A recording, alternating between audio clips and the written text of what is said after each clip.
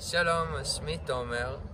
אני בורחתי בדיסלקציה קשה קווים של אספרגר וקשב וריכוז רמה גבוהה.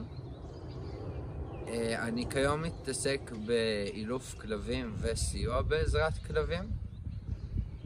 אני גם מרצה, אני מדבר על זה איך זה להיות בן אדם בחברה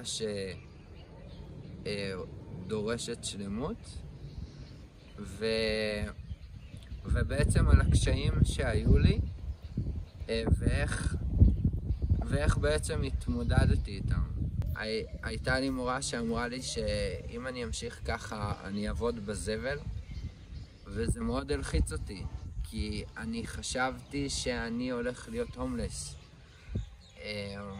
ושאני לא אוכל בעצם להיות כמו כולם. שתמיד שהיו שואלים ילד מה אתה רוצה שתהיה גדול, אז הרבה היו אומרים שוטר, כבאי, טייס. אני הייתי אומר אחד שיש לו עבודה. רציתי להיות כמו כולם, ממש רציתי להיות כמו כל החברה הזאת, ומאוד פחדתי שאני לא אהיה, שאני אהיה נטל להורים שלי,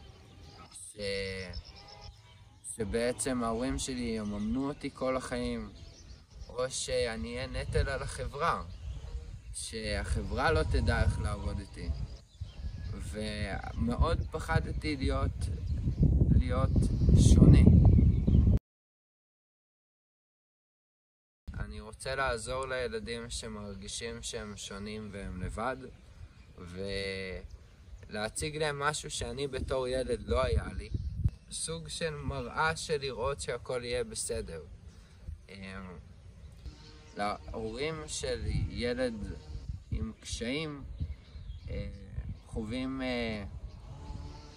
חווים הרבה קשיים, אבל פחות מדברים על זה, וגם לא כזה מציגים את זה. ואני אשמח שתהיו איתי, שנעשה את זה ביחד. אני אפילו אתן לכם חיבוק ונשיקה כשניפגש. תודה רבה.